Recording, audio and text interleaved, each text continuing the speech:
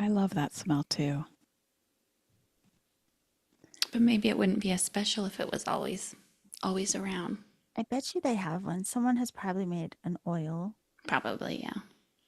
Oh, whoa, whoa, we're Oh, there. We're live. woohoo! Party time. Hi. Hi, Friday Friday night. party. Hey, Friday night friends. We are Friday night here. friends. It worked out. Oh, she sings. Learn something new about people every day. Okay, first of all, happy Friday. Okay. Yes. How did this week go for you all? Well, Melinda, happy birthday again. How Thank was you. your birthday week, my love? I had a wonderful birthday week. Oh, yeah. And Yay. yeah, I jumped in a cold pond in nature. Mm, I swam about, happy, happy, happy. Yeah, it was glorious. So I was out in nature in the Berkshires watching watching trees and watching a circus show with my daughter in it, which was wonderful at haven't Shake. heard the Yeah, it was just Berkshires like in a I had a while. great day. And I had a phenomenal dessert, which I almost That's the got most important a part. second one. Well, when it comes to telling a story, I think dessert's important. And I really, truly Dessert is almost the got most two. I important. mean, Yeah. what was it though? You have to share what it Okay. was. It was a meringue, but Oh. with whipped cream and like this tart, sourish cherry, raspberry kind Mm. of, I don't know what you would call it, compote. So when you put meringue and whipped cream together with some kind of a tart fruit, Mm-hmm. just my eyes roll Delish. back in my head. Yeah. And I'm like, maybe we need to get another one because we shared it because we went out and we ate beautiful food. But meringue's also light. So you kind of feel like you could have a second one. I was on the verge, but I thought then we were going to go to dance around a fire, which was my dream because I love going dancing around a fire, a bonfire type of thing. But the truth is like we actually were tired and we decided to go to bed Oh. instead. Did you So, dance around a fire in your dreams? I would be lying if I said yes. I didn't dream very much. I was staying in a old creaky bed, guest, guest bed where I was staying, and it was like, I don't think I dreamt very well. I didn't sleep very well. But you know what? It was still a beautiful day.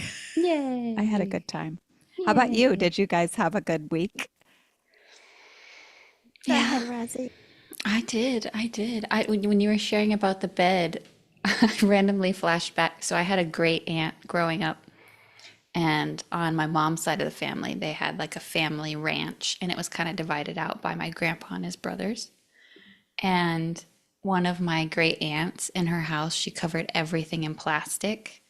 So like you'd sit on the couch and it would be like, and you'd like lay in the bed and you'd be like sweating because it's like plastic and you're like, anyways, that was a fun memory to remember. Yeah, my week's been good. I feel all the shifty energies from what the cosmos are dancing around in and all the eclipsings,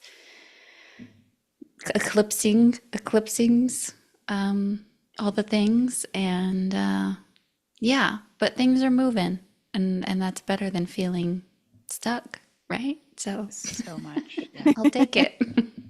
100% better. That's a good way to look at it. It feels better to have stuff moving than feeling stuck. Yeah.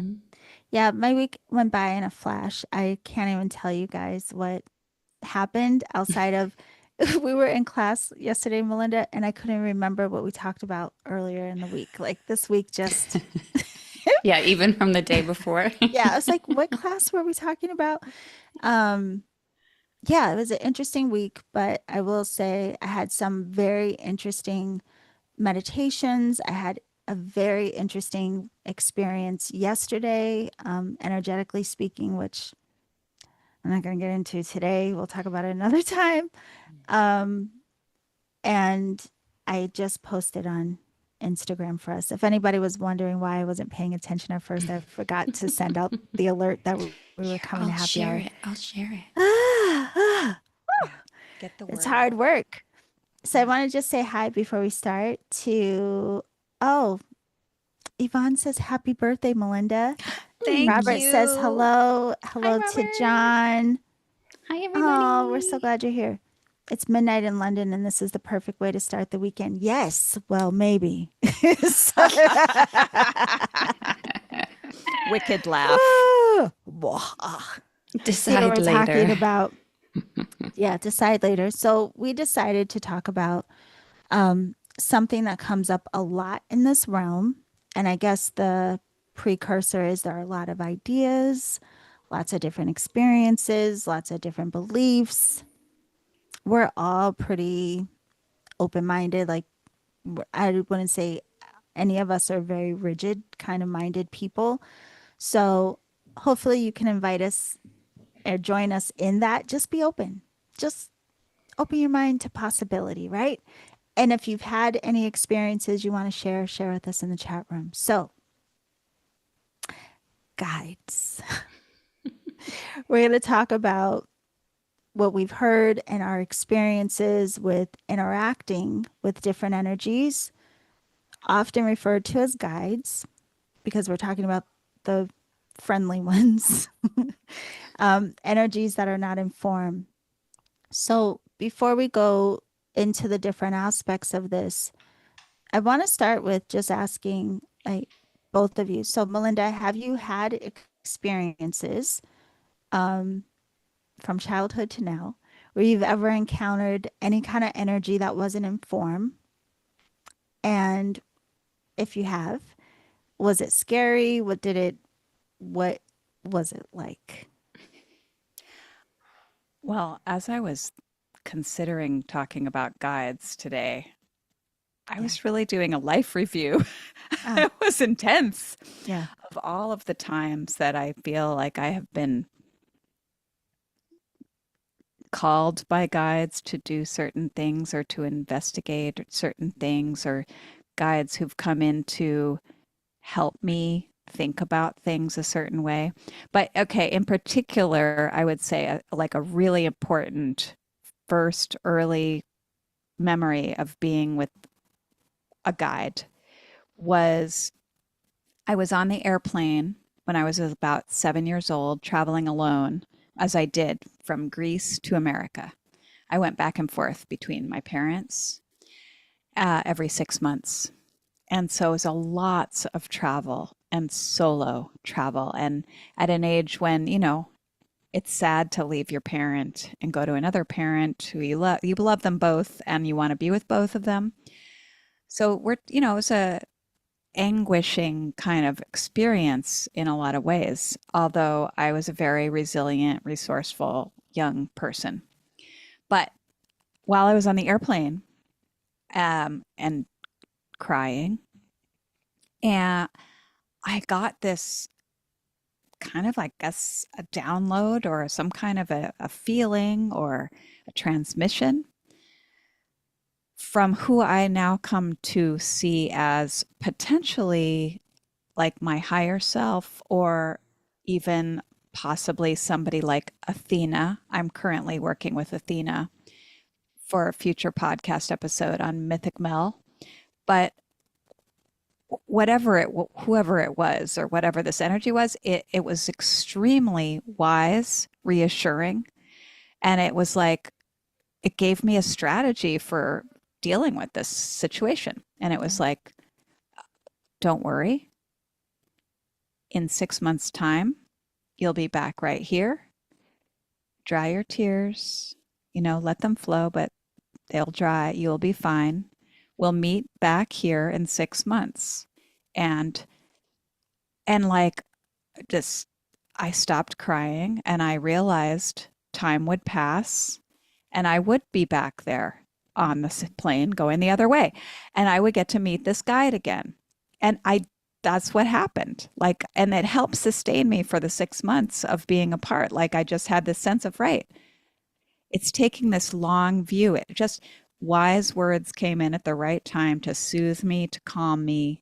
I didn't ask for it I was 7, but I was quite aware that this thought came in and it didn't feel like my thought exactly. I don't think every 7-year-old is like having a philosophical Yeah. conversation about time, and patience. So, for me, it's like pretty important to talk about guides. It really helped me. Yeah, no, it's interesting because we'll also have to get into the different ways that people perceive, and also that even though we're saying guides, there's a lot that can come into what that might mean. Um, uh, yes. So John has a question. We will get over to that. And so, it is interesting because that experience you had, it sounded like something, an energy came in and was very comforting to you at a time. And again, like we might call it a guide, you might call it an angel, you might call it whatever, an ancestor, a loved one, or someone who's passed away. There's different labels, but what are these experiences, right? So that's a good place to start. Have you ever had any kind of encounter like this early on in life, Rosalind? I did. I was thinking about this too earlier, and I was brought back to the house I grew up in. Um, I think I was a very, I could sense energies at a young age and through like my childhood and growing up, and I didn't really know what it was. So sometimes I would get a little bit scared of it because I didn't understand it. But I do remember, gosh, I mean, I had to be young, somewhere between like 6 and 9. I had I'm in my childhood bedroom, I had like a twin bed and it was kind of pushed up against the wall, but it wasn't entirely. And I vividly remember that I had like, those like ceramic angel figurines. Hmm. So I grew up Catholic, and so I had one of those on my windowsill. And I remember this one day that I had rolled over in my sleep and like was falling off the bed, and like I felt somebody catch me and like place me back on the bed. And I remember waking up thinking like kind of half on, half off the bed, thinking like, I must have dreamed that. Like I didn't want to be like it was real, whatever. But in that like half asleep, half awake state that I feel like we kind of play in now in like spiritual meditation and practices and things like that. I do feel like kind of this angel figure of sorts was there and kind of connected with me and was just like this protective figure of, you're safe, you're okay, watching over you kind of feeling. And then as I got older in like the like faith formation classes and like retreats that I would go on with like my church, I remember specifically one retreat where I was tasked with like researching about a topic, and I was just so drawn to researching about guardian angels because that was like the lens that was like acceptable and where I was. And I was like, I know there's something here. Like, and I researched it and did all this stuff anyways. And I really kind of, if I remember right, I might have like led people in like a little meditation to like meet their guardian angels. It's like flashing back to me now. But yeah, and so we all kind of connected with our angels, and it felt like the same presence as when I was like on the bed as a little girl. And I think that guide or guardian angel is still with me because yeah, I just have one of my main kind of guides that I always have, kind of like a messenger guide, and works with me in different ways. It's just one of those most familiar energies. And it feels like she has kind of communicated to me, I've been many things for you in this lifetime. And so, yeah, it's a very special relationship. And I think I wish it was more talked about with like young people because at that childhood age, like you're so much more open to those sorts of things and like you Yeah. feel the energies. And I think kids are much more intuitive than we know how to communicate about. But yeah, that was an early on kind of maybe the seed that was planted in like the things that I work with now, like so much further along in life. But yeah, it was special. It is really special. It's interesting hearing with what you said. It's that there's two things. So, one, I think most people will say, as a child, I sensed something, I saw something, somebody told you, you made it up, or, I think it's very common that people will have a story of at some younger age seeing, sensing, interacting with somebody, something, whether someone told you you made it up or not, right? So I think you're right about that. It would be interesting if that were nurtured in us rather than shut down for us, like what we would understand at this point in life. But the other interesting thing with what you said, Rosalind, is the language and the titling around it. Because you could have one group of people that are very okay with the idea of angels. Like, of course, angels exist. Yes. And then you have some people that are okay with, yeah, it was my grandmother who came to visit me. They're okay with the idea of that. And then, of course, there are some people that say, oh, no, it's all evil. They're bad spirits, all this, unless in their perspective, again, you might be talking about an angel or something that feels comfortable to them. So it's interesting when I think about as a whole, just like humans, we tend to limit ourselves from understanding so much about what is true because of whatever our beliefs or fears may be. And, so with that, my earliest memory, it's funny because my mom heard me say this before and she was like, I didn't know that. I used to see this kind of see through, like translucent pinkish lady in the kitchen when I was really little, probably like 3 or 4. But I would just sit in the doorway of the bedroom and watch this floaty energy in the kitchen. And that was it. I was just fascinated by it, I guess. And then fast forward to, I mean, now hindsight, I could see I was always very sensitive to energy, but I didn't know what I was sensing. So I think it came off as I was very, you know, introverted and like didn't like to interact much with if I didn't feel people felt funny to me or these kinds of things. And then when I was 15, I had my first experience of sleep paralysis, which happened for many years straight and now happens maybe a handful of times a year. But in that space, I could sense and feel different energies in the room. So it's not just what people talk about in medical terms. And fortunately, being in this realm that we're in, now I've met several people who have had the same experiences and have had the same experience of like, no, there are energies that come in and there's a lot that comes into that conversation with like astral travel and all these other things. But yeah, so I've had experiences throughout life that were scary to me at the time because I didn't understand. Um, and now with what I've experienced and understanding it all from a different lens, it's not scary to me at all.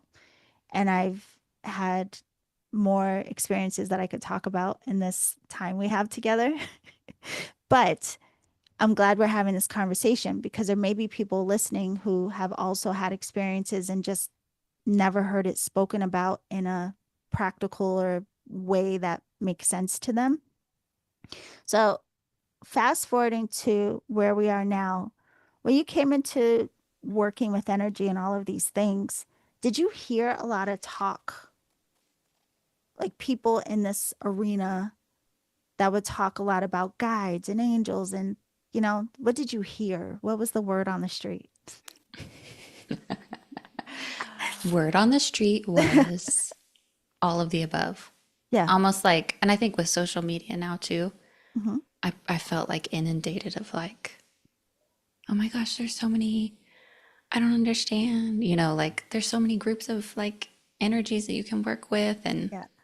how do I know? And I think when I first started to get into this work, there was still a little bit of fear from what I felt in my childhood. And so there was some stuff that I had to work through in Yeah. terms of building my own like energetic practice and foundation and trusting that the boundaries that I set are keeping me safe, and I'm only allowing in, any energies that I feel, like setting the ground rules for all of that. I think there's a lot of yeah, just foundational work before getting to that point. But yeah, I feel like it was everywhere. I felt like I was really overwhelmed and was just like, what? But what was this that I experienced, back then, or heard from so and so, and blah, blah, like all that. Yeah. It's funny because when I first came in, I heard a lot about Doreen Virtue at the time, who's no longer in this arena, but she was so big on the angels and the angel cards, and people loved her angel decks. I personally wasn't a fan, but I don't know. I couldn't, it doesn't matter. Anyway, it just wasn't my thing. And I just didn't feel called to, I just didn't feel like that was my thing. Do you know what I mean? And I was kind of like, I don't know. I never had any angel pop up for me until the day that I did. And that now, with all the energies I have ever felt, okay, I just want to say first, the angels came in like stormtroopers and scared the heck out of me. Okay. And I'll tell you that story later. But what did you hear coming into this realm, Melinda? I came in and was open to lots of ideas. Yeah. I didn't really have a conception of like what my guides were, who were my guides, or I thought, do I have a specific guide? I mean, I didn't wrap my head around everything. So Mm. I was just like, I remember even having a Reiki session with receiving Reiki from someone. And she did psychic Reiki, and she was like, if you want, I can tell you other things. I was like, yes, yes, I want, you know. And she was like, and I go, and I remember going, do you see my guides? And I remember feeling her body kind of like I recognize what happened to her body now, because now I would be in that position and kind of go, how to respond to this very important question, Yeah. in this moment. I could feel her kind of because, you know, it's not for her to tell me who my guides are necessarily, right? Yeah. And she did a beautiful job of like, she did sense some things, some like nature sprites, and then this some kind of multi-eyeballed sphere, which led me down a whole other rabbit hole of interest. But um, she, so, but I was really intrigued, and I was studying, intuition. And I remember reading Sonia Choquette's book, Ask Your Guides, and that was one of the earlier ways in for me of like, and that she has a very playful approach, it's very lighthearted. You can even like ask her to send you the name of one of your guides. Again, not something I would do necessarily for somebody, because, but it's also, and it's understanding that when you're starting with something, it's good to have a playful approach potentially. It's good to start just to open. It's an opening, it's an invitation. Hmm. So I remember I sent in the form, and she sent back the name of one of my guides, Claude. He's Oh. French apparently. And Fancy. but you know what it was? It's just like what that process did was, and she was like, yeah, greet the guide in the morning. It's just, it's a tool in some ways, how she was teaching it, to start to get you to kind of go out, connect with a high frequency energy outside of yourself, and just to get into a habit of like saying, hey, I know you're here, so whoever you are. High frequency vibration, Yeah.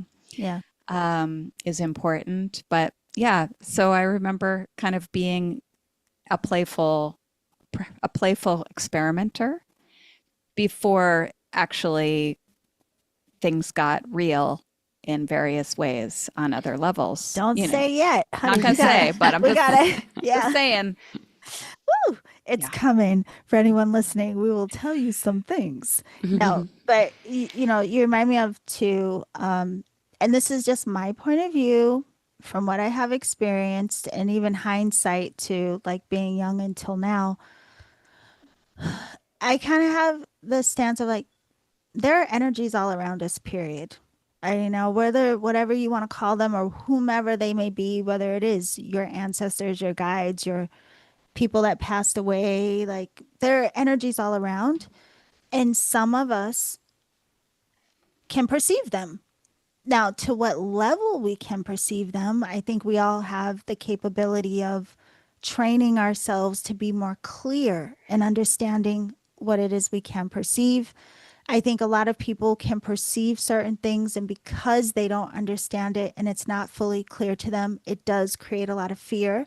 On top of, there are a lot of stories, projections, things we grew up hearing that would also create a lot of fear around all of this.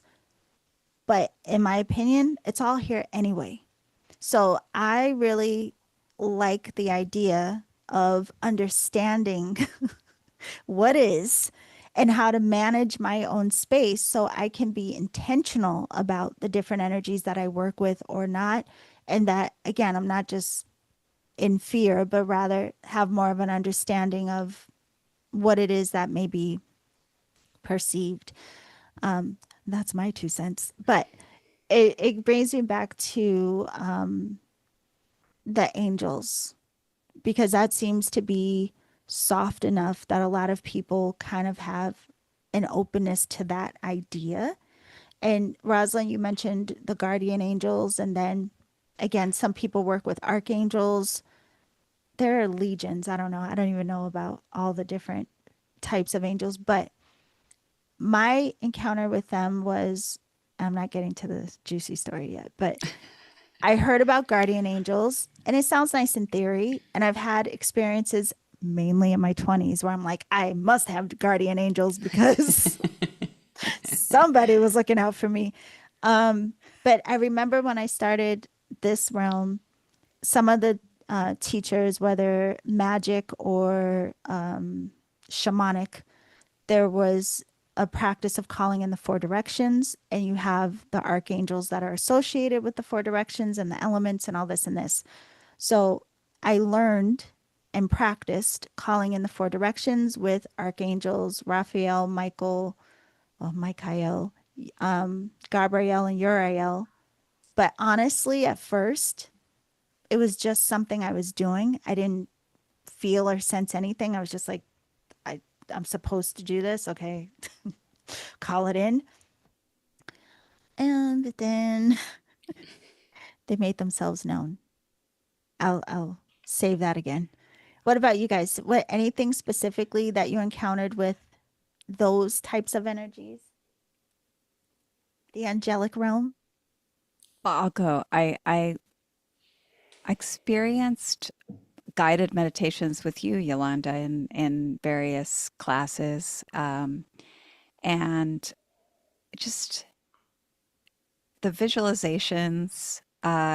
You do feel, sort of sense light and energy, and because they were so associated with the elements, which I kind of connect to the elements more at this point, Mm-hmm. but I'm open to everything. So, that's good for me, for my highest and best. I just want to say that very specifically because I think that's important. I invite in the highest and best. for myself, my well-being, my balance.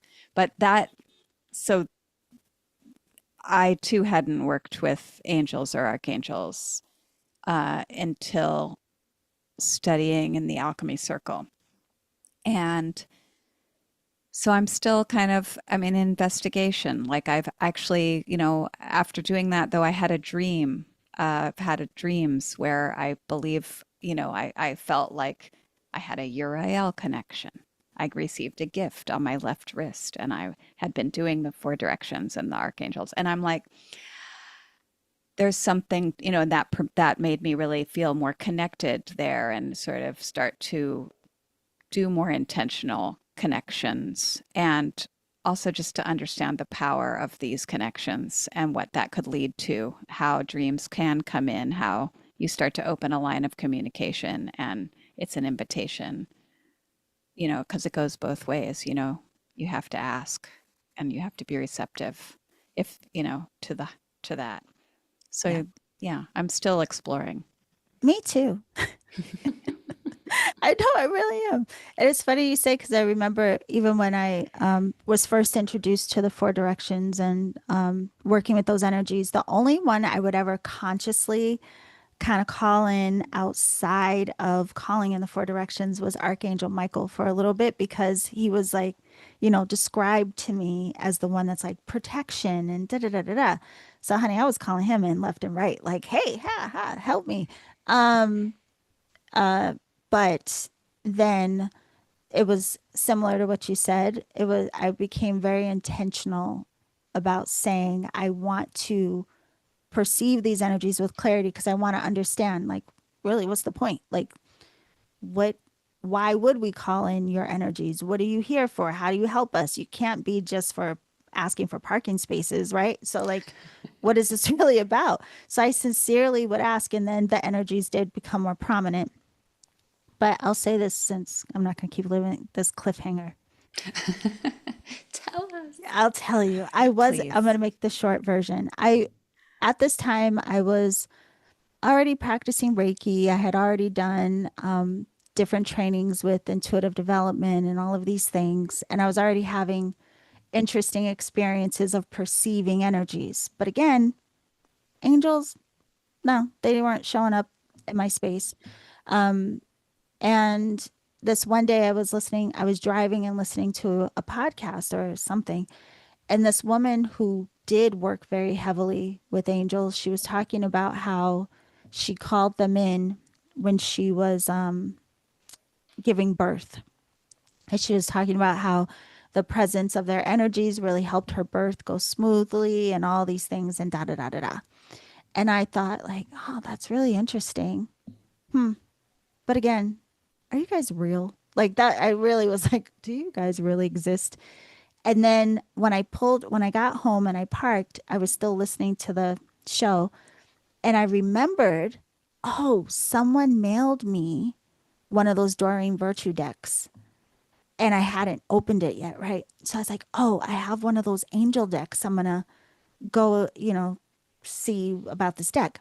So anyway, I'm listening to the lady talk about how wonderful the angels are. And then in my mind's eye, I hear the name Azrael. And I'm like, from the Smurfs? Remember? Like, this name just pops into mind. Azrael. And I'm like, the only Azrael I know was the cat on the Smurfs. Remember, he belonged to Gargamel. Do you remember? No, I Yes. do not remember. Gargamel had a cat named Azrael. Okay. Yes. So anyway, I'm like, why of all things would I be thinking about Gargamel's cat? So I turn the car off. I go in. I grab the deck. I unwrap it. Okay, blah. So I'm getting the cards out of the box, and they kind of like, slip a little bit, and a couple fall on the floor. I look down. Guess what card is looking up at me? Archangel Azrael. Oh my God. He's like, hey, girl. Hey, girl. And I was like, what? So, like John said, see, he remembers Azrael was, it's Gargamel's cat. Well, it's also an archangel, apparently. But here's the part that freaked me out, right? So, you know how like oracle cards will say like the definition or something more on it. Well, those cards in particular said a whole lot on them, right? It said Azrael, the archangel of death. What? It's like, oh my God. Oh my God. And I started to freak out. And I was like, oh my God. Am I dying? Like, why? Why would this archangel come to me? I started freaking out, right? And I'm sitting in my living room. And then all of a sudden, I feel like when I tell you it got thick in there like this, it felt like as if the walls were coming in. The energy was so thick and palpable. And I was like, what is happening? Right. And I still can't even process what this card said, right? And so that I'm like, oh my God, oh my God. And I'm trying to like calm down to like get my mind clear to like, what is this? Right. So I calm down, I'm like, like who's here, what, right? And I could kind of perceive, I got a sense that there were a bunch of archangels there, right? The energies around. And they literally said, this is why I joked about the parking spots. They were saying something like, I got this knowing of we're here to work with people more than just asking for our parking spaces, right? And at the time I had a private Facebook group and I kind of got the sense like go in, tell people that if they perceive us, ask why we're here. Ask why we want to work with you so they can have an understanding. And then this could be like a more useful, beneficial exchange. Because the thing about some guides and guardians, I guess, they can't like interrupt our free will type of thing. And so, unless we ask for help or ask for information, they won't necessarily give it. Honey, those angels almost took me out that day. I was terrified. It was so palpable. And then it started to settle in. And in my calmness, Azrael, death, transformation. Ugh. And here I was at the time, so heavily focused on the work of transformation. So it panned out.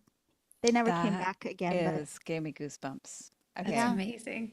yeah, that's my angel I story. did not know that. I didn't either. Yeah, it was that. Listen, I've said But it I on can the also, podcast. I'm also imagining like this awesome group of super powerful, tapped in energies just sitting up somewhere in the cosmos being like, we got another request for a parking spot. Like, we've got all this potential to help these humans, and all they're asking for is a good parking spot. Please help me get a spot at the mall. I They're have to like, there's say so to much. John really quick. First of all, John, thank you for reminding people to like and subscribe. That's really sweet.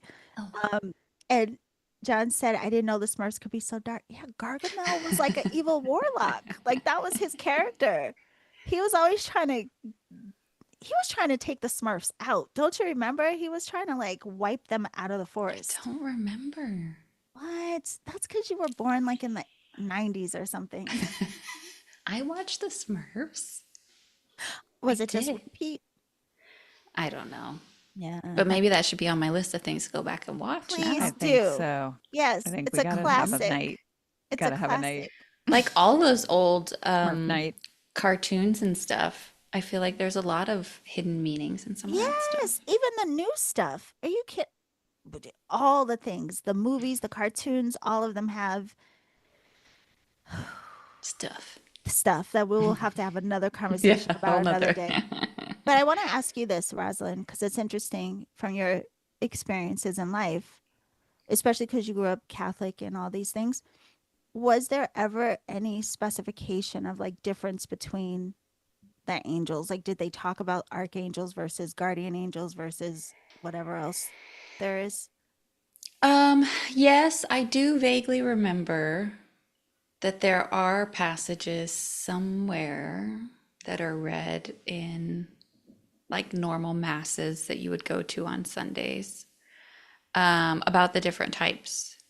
Now I can't tell you what I remember them being called, but like Yeah. cherubim, seraphim.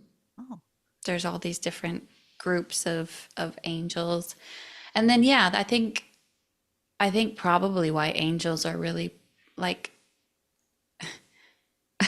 just kidding. entry level guides that we're Yeah. comfortable with is because a lot of like stories from the Bible, at least, they are seen as like protective, and Mm. they come to communicate, to the different main, people in the Bible stories. I think there are some instances where they are intimidating. I don't exactly remember those, like exactly what those stories are. In my living Um, room. hmm? I said in my living room. Yeah, in your Yes. living room.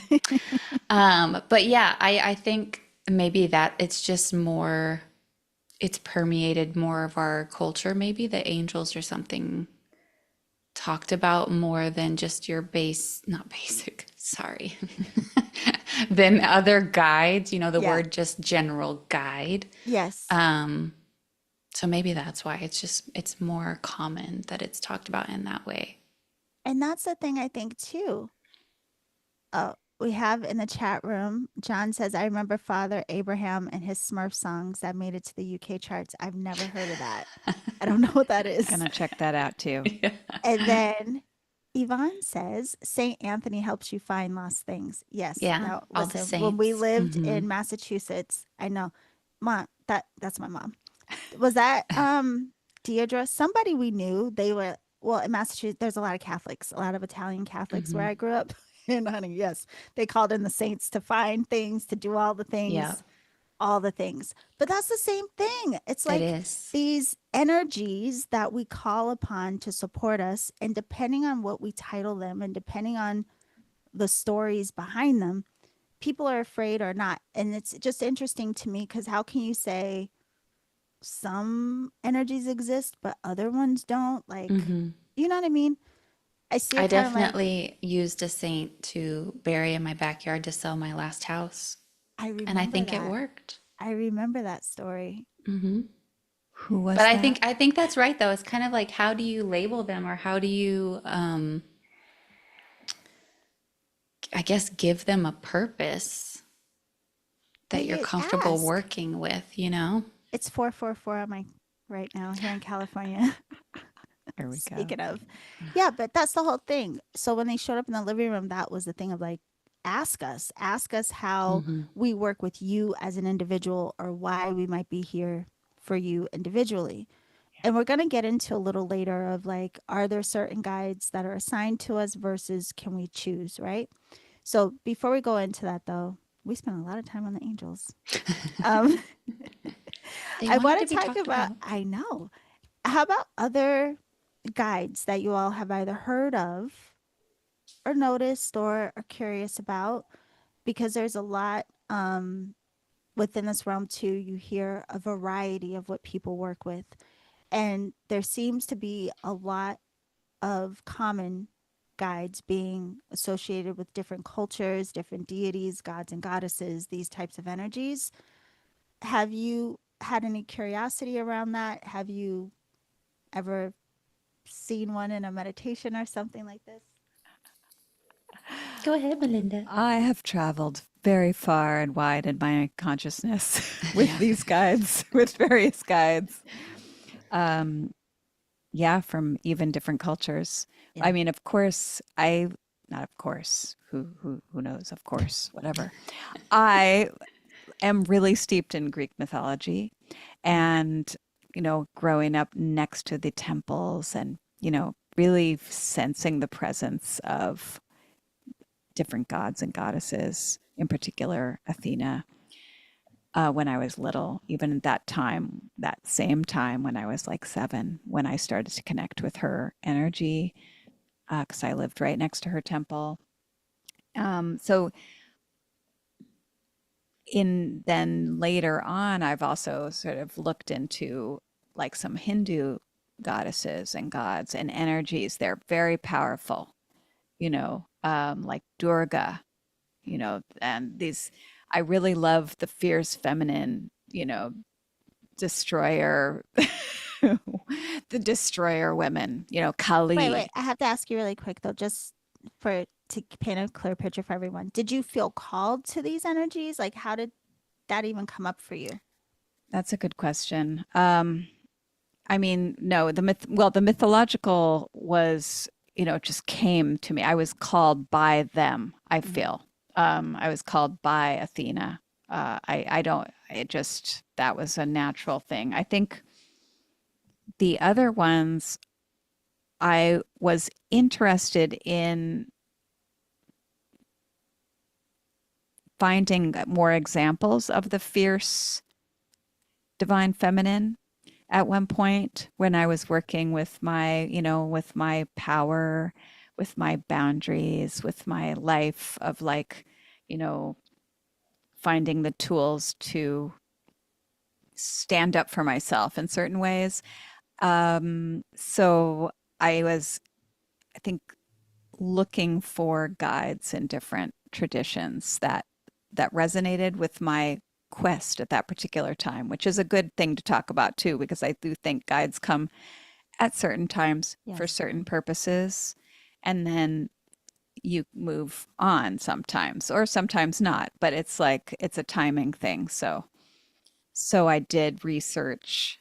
Um, I would just be like kind of attracted to this or that one, and I would do research and then connect. So, like Durga is also connected to tiger and lion. So that's another story because I believe like I've studied shamanism, Oh, we're gonna get and to the I totem know I don't want to animals. talk about it yet, but it's but like at one point I ordered a Durga print for like meditation. Like it's still in front of my altar, and it's got like a tiger blended with her image, but there's also sacred geometry underneath, and it's just like trippy when you look at the third eye. My screen is blipping. She must be here. They're Hi, like, hi, talk Your Durga. about screen, your us. screen has been blipping this whole time. Yeah, they're here. So I love you guys. Thank you. I really appreciate your support.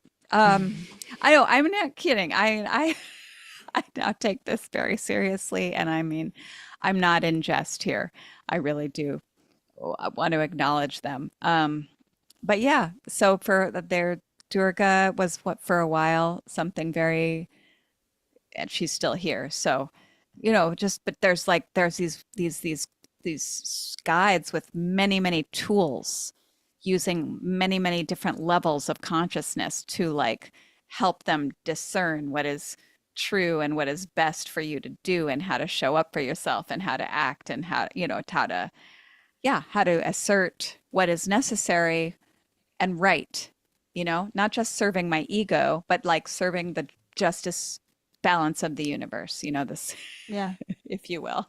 So yeah. yeah, those are some of the things that come to mind. I could go on, but let's But pivot. well, you remind me too. I mean, it goes back to, I think it's very common, like depending on how we're raised, we may be told it's okay to ask certain energies, whether like guides or like someone who passed away, some like ask them for help, ask them to help you, right? But then again, it's the label, the title that often creates like a weirdness for people. Um, yeah. The other thing with the angels, I just want to like clear up. I know we've moved on from them, but I just want to say, after asking them to be very clear with me, I do feel and can recognize when I call in the four directions in a very palpable way that wasn't so before. But fast forward to other energies I've had experiences with, I really am a very skeptical person. And when I first came in this realm and heard all this guide talk and blah, blah, blah, even though I had experiences earlier in my life of sensing and feeling things, I didn't know what it was. And I have an aunt and uncle who are super religious and they told me everything was the devil. So I was just like, I don't want to feel anything. No. Um, so when I came into this realm and people were talking about all the things, I thought it was interesting, but I didn't necessarily believe it because I hadn't personally had the experiences they were talking about. So after I started practicing Reiki, I started having more clear experiences. And then definitely when I did intuitive development, again, it just got more clear. Then I started to be able to perceive with clarity what type of energy was in my space. And you all know, but there is a certain culture, I would say, where energies would come in and still do come in. But I wasn't looking for any particular guide. I just, whoever showed up, I would just became curious of like, oh, why, how come, So that's been pretty much the way I've practiced for these last, since 2011. I see who shows up, and if they're consistent, then I pay attention and then I get curious about why they're there. Um, but on the other hand, when I work with other people, then sometimes their guides or their grandma, like whoever people, and they're like all kinds of energies will come through for other people. So it's another reason why I think, especially in this realm of work, people should develop the ability to sense or perceive with clarity, simply so that you're not afraid. Even if you don't want to personally work with guides, you may interact with people that have all kinds of energies in their space. And if they do, they do. So, I mean, might as well learn how to deal with that. All right, Razi, do you ever feel drawn to anything in particular? Yeah. And to piggyback off of what you were saying, Mm-hmm. I think well, I would assume this happens to a lot of people, but it definitely happened to me when I first started getting more into this spirituality work and trying to understand myself and be more connected to kind of like everything that's going on. It took some time because I did have to get over the stories that I mentioned before of like being scared of energies that I knew weren't mine. Mm-hmm. And so I think it did take a lot of time for me to get to that point. And I kind of did set some boundaries that were like, okay, you can't come in my space in any visual, physical, like I can't handle that. Like Yeah. I can't. So I think it was a long period of time of me working in my own energy and becoming so familiar with my energy, what my thoughts felt like in meditation, what my kind of like inner voice sounded like to me. And then I kind of started to get these thoughts or sensations within that mental space that didn't feel like me. And that was kind of like how it gently started coming in terms of recognizing like, oh, I don't think this is all me. And then as I got more comfortable with it and started working with you in the alchemy circle and everything like that, like it kind of gave me a process of how do I start to allow these types of different energies in Mm-hmm. by my boundaries and rules. Right. And I think too, kind of to echo what you all were saying, it's kind of been situational. Like, what am I working with at the time? And certain guides would kind of step forward. It seemed like, if whether that was Reiki, I've had certain guides come through when I'm working more heavily and studying Reiki, or I vaguely remember like a class where we kind of called in a healing guide, and that guide has kind of stayed with me in certain situations. And so when I'm either working on myself or working with others, I can call in that energy, because we've kind of set the understanding that that's kind of what their purpose is. I think in terms of like the energies that I've kind of personally sought after has been very element related, earth related. I feel very called to work with Mother Earth and her energy and how she kind of shows up in my space. Interestingly, though, with that and how the archangels are associated with the elements, the two haven't really bridged to work as a whole at this point in time. And then a lot of guides that have come in for me over time have felt kind of like they've come from an anonymous background. Like I wouldn't say that they're all from a certain line of Yeah. energy. It's kind of like just dotted in, one may feel more indigenous and one might feel totally random. I don't know where they're from, but they're here for a certain purpose to work with me on a certain thing. And like y'all kind of mentioned, like I'm just kind of playing with it. I'm kind of just trying to allow them to show how they're coming forward to help in my understanding of everything. Yeah. So it's I'm been glad you fun. mentioned, actually, Melinda mentioned this too, but I guess we should highlight it is good to bring up that you don't necessarily have the same guides around you all the time. Some people believe that there are certain ones that we come in with that are kind of like assigned to work with us throughout our life experience. But there are certain ones that do seem more prominent or seem to only come in depending on where we are in our life or what we're focusing on, what we're working on, whatever we're going through. And so it is very common in this work that people will feel very close, almost like they've cultivated some kind of relationship with certain energies, and then those energies will seem to disappear and something different will come in. And I remember the first time that happened to me, I was mad. I was like, "Well, wait a minute. Where'd they Where'd you go? go? Where'd you go?" Yeah, but so anyone listening again, if you've had these experiences, that's not uncommon. So don't feel any kind of way. And you can ask them to come back or whatever. But um, I, it's coming up to say, like, don't skip over this. So the ones that came in most prominently for me and still is true is Egyptian. And I've always tried to think of why. And the only thing I think about is like hindsight. I don't know if my mom remembers this, but when I was really young, like elementary school, she took me to the Boston Museum, and there was a King Tut exhibit. Oh no, not King Tut. It was Ramesses the Great, and it was the actual mummy and artifacts that came over to the museum.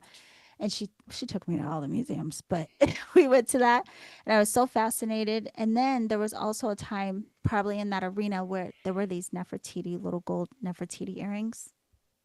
They were real gold, and I wanted them so bad. When I felt like that was my auntie, okay? I was like, I need these. I begged for those earrings, and she got them for me, and I wish I still had them. But anyway, I've always had a fascination with ancient Egypt, but nothing I really clung to or thought too heavily about.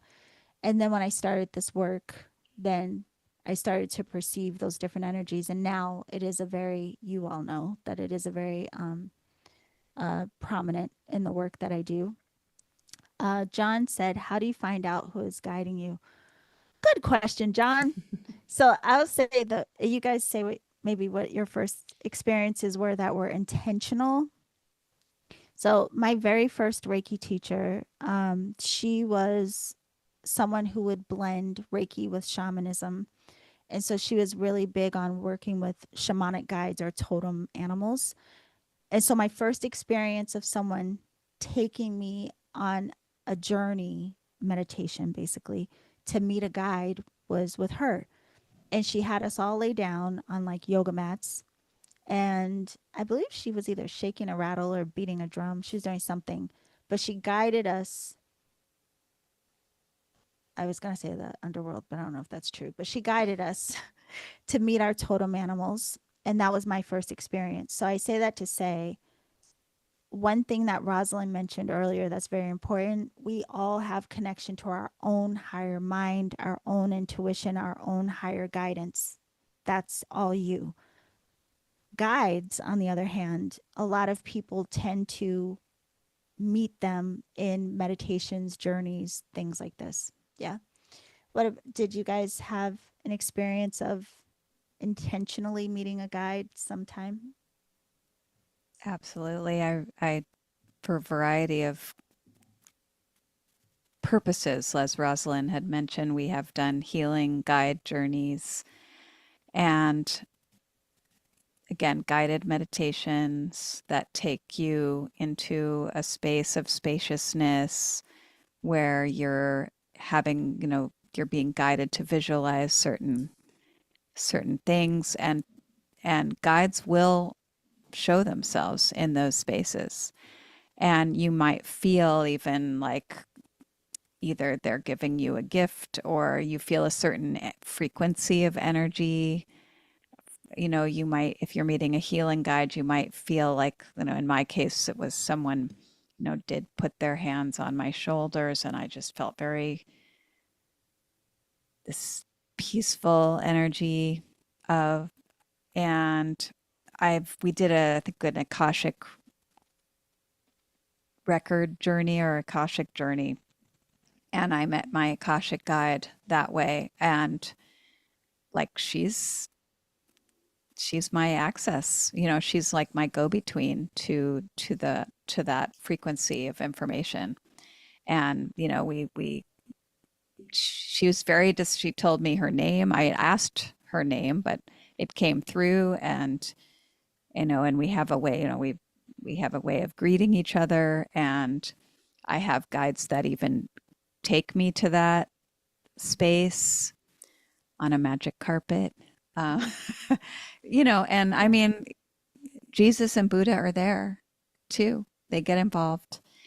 And very interesting, you know, kinds of things have happened in those spaces that feel very true because of what information comes, you know, as then you're guided maybe to some information that is important for you to learn right now that wouldn't have necessarily come from your conscious mind if you hadn't have gone on that journey. Yeah, that is a very interesting thing. If anyone hasn't had the experience, if you connect like in a deep intuitive way with your guides and you ask them for information, it is interesting what comes through because it usually does come through in a way that we wouldn't personally speak. And it's so like, it could be the simplest thing, but it'll like blow your mind where you're like, wow, I never would have thought of that. Yes, it's very cool. I also want to mention because Melinda mentioned the Akashic Records. So last Friday, I was here for happy hour with our friend Holly, and Holly teaches how to access the Akashic Records. So, anyway, our last happy hour was all about that. So, if you're curious about the Akashic Records, watch last week's happy hour. What about you, Razi? Yeah, I think I echo a lot of what Melinda said. A lot in meditation, a lot in guided journeys is where I've met my guides. Um, I think too, and I don't know if I've met, well, maybe some new guides that are like outside of a prompted reason, just through situation. So if I was dealing with a certain situation or emotions that I couldn't process, or you know, just trying to find deeper understanding about something, I might have in my own personal private meditation just said, you know, something along the lines of like, you know, I call in any frequency of healing and understanding or you know, guide that could be here in this moment to help me with this particular situation or help me understand this specific thing that I'm trying to understand. I've had guides come in that way,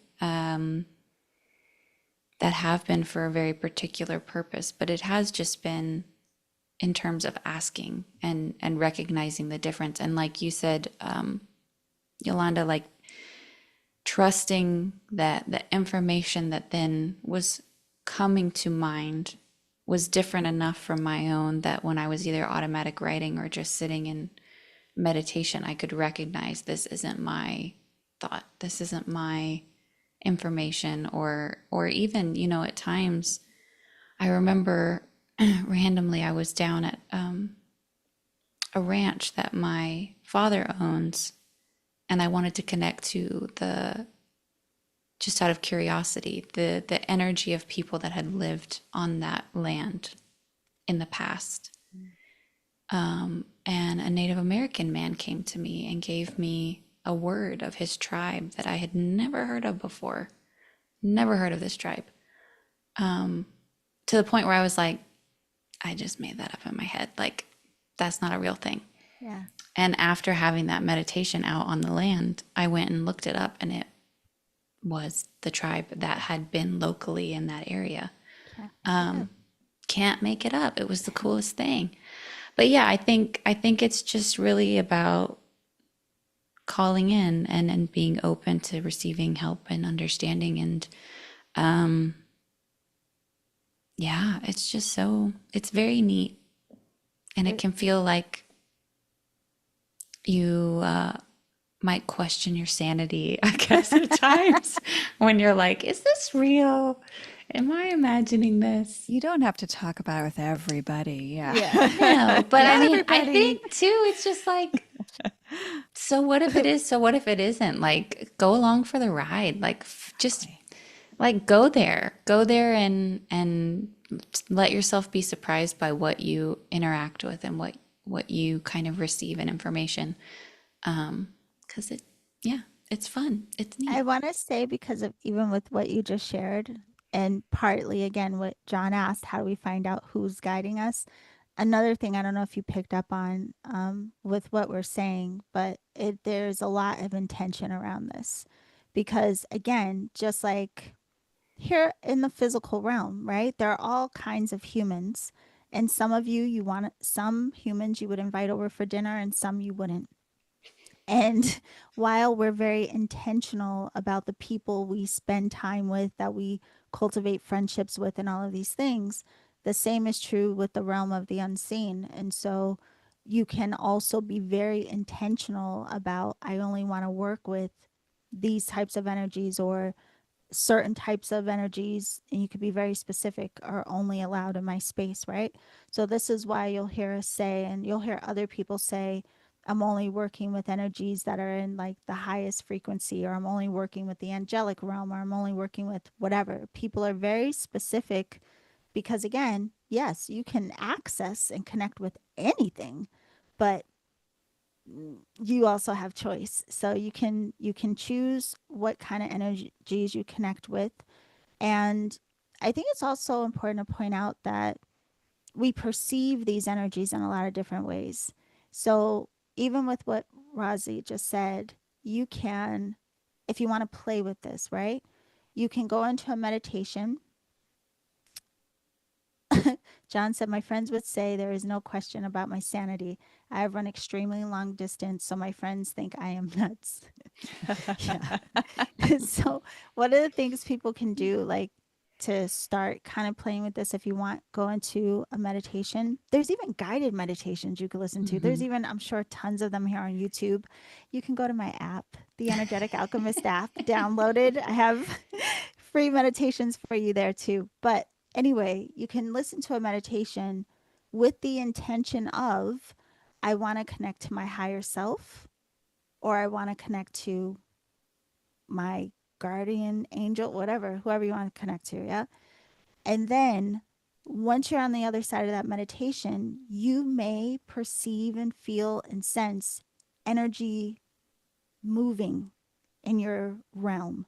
So for some people, it's very palpable. It may feel like pulsing, it might feel tingly, it could feel like a bunch of different things, right? Then you use your breath to kind of slow down. I'm not going to give too much detail, but you just slow down so that you're moving beyond the analytical mind. That's the key. So, with this work, when people are guiding you into meditation, or you're going into these altered states of consciousness, you use the breath and direct your mind so that you can slow down your nervous system, slow everything down so you're not overthinking. If you're overthinking, all that noise will prevent you from having the clarity of accessing your higher mind.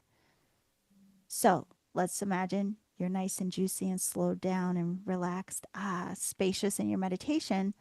Then you can tune into any messages. You can ask questions like, hey, guide, what am I learning in life right now? What is this about? Why do I keep having the same pattern over and over again? Yeah. And then don't think, just observe and notice what insights start to come to you. And again, it's different for everyone. Some people will hear words, some people will feel or see images. Just write down whatever is coming to you. Don't edit, don't worry about your spelling. This is called automatic writing. You just allow yourself to write whatever is flowing through you, and you just had your first communication with your guide or your higher self. All right.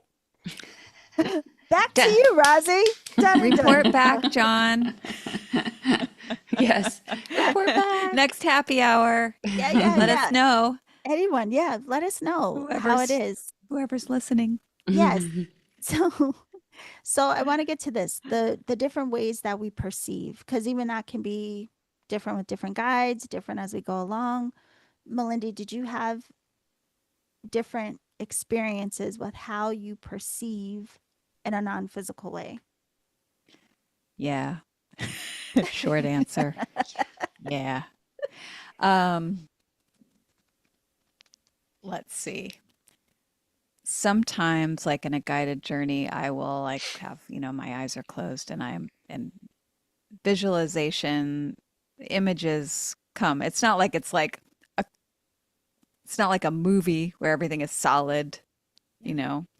It's impressions, but it feels visual to me, but it feels like a visual impression. It's also a feeling in my body or something. I could get a just sense of a wave of relaxation or tingles, at my crown.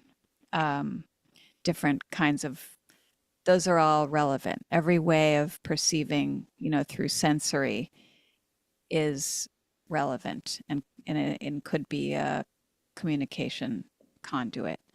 I've also had on very rare occasions like a word like seem like it was said in my head. That's Mhm. very rare for me. I was, one of the times I remember I was like in a meditation and it just these words came in and they were like, stop writing. And had been working furiously on this writing project. This is some years Oh, I ago. remember this. Yeah. Yeah, it was years ago. And I was like, what? I've been working on this writing project for 30 years. Why should I stop? But I listened because it was like so vehement and it wasn't for me. And I realized, and so I did. I was like, okay, I'm going to listen. Something else I'm supposed to learn right now. Not that. My focus and energy was all going into this thing where I felt like I was hitting my head against a brick wall every day. And I am a very obstinate person sometimes. I will be persistent and try to drive through my goal, to get my goals done. But I might miss some subtleties of what I'm actually supposed to learn in some other way. So it actually came in to like redirect me in a really important way because it was about then instead of that, really opening up to guidance, to what was supposed to happen right now for me. What am I supposed to learn right now? And what am I supposed to do and put my energy and time into, if not that thing that they said to stop? So, Yeah. and that was really interesting. And that began actually the real serious spiritual seeking that I've been doing for all these years now. And I kept waiting for like the voice to come back and say, okay, start again. You can start now. And I realized that probably, like I have started again, but it's Yeah. with this whole new lens and a whole new way of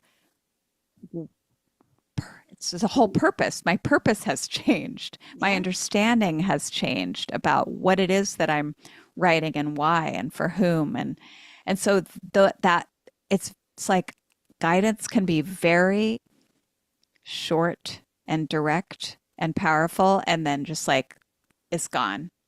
And you have to do the rest. You have to do the rest. You can't just expect every day for guidance to come in and be like, and today is here's your itinerary. If Please. only. Yeah, if only. But that was really a significant one. And I guess that made me think back to the 7-year-old experience in the airplane, because in a way that was, I felt like it felt a little bit like a conversation in my head, but I wasn't initiating it somehow. So Yeah. that was interesting. So yeah, it's been like a variety of ways. Well, it's good that you bring up, you know, it's not always going to be the same because we're going to circle back around to that because a lot of people will have an experience and then chase that experience and it isn't always the same. So we'll definitely come back around to that.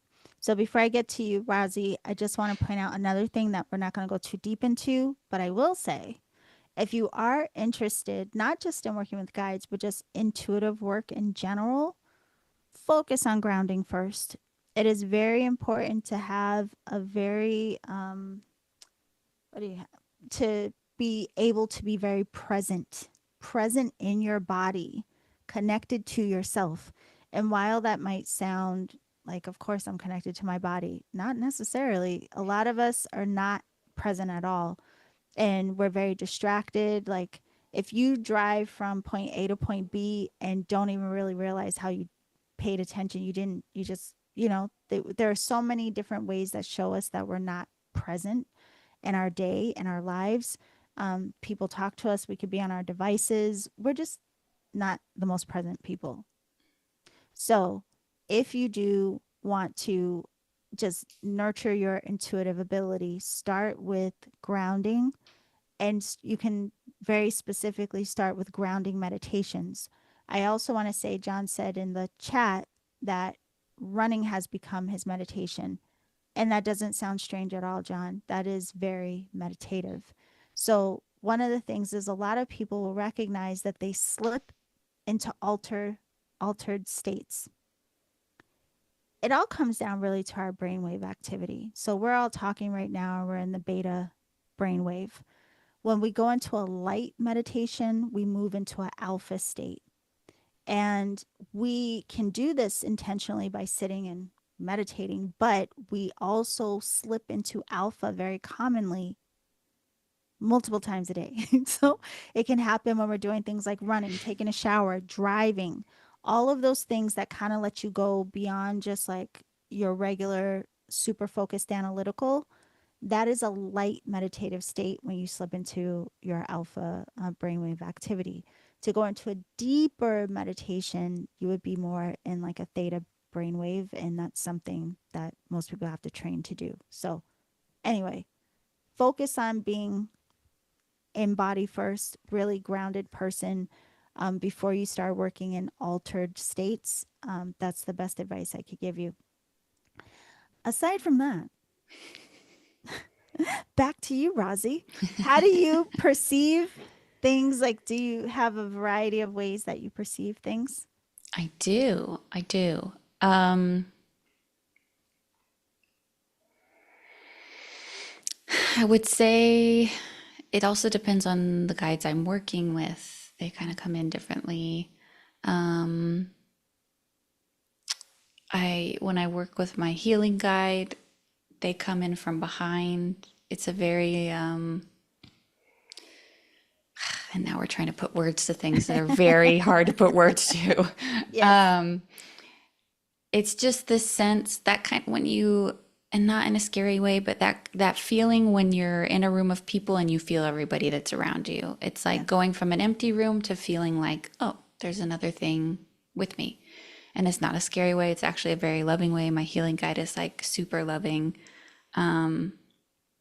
And sometimes comes in and I just feel this feeling of like they've placed a kiss on the top of my head. And that's like the moment of like, okay, we're here, we're connected, we're healing. That's our goal.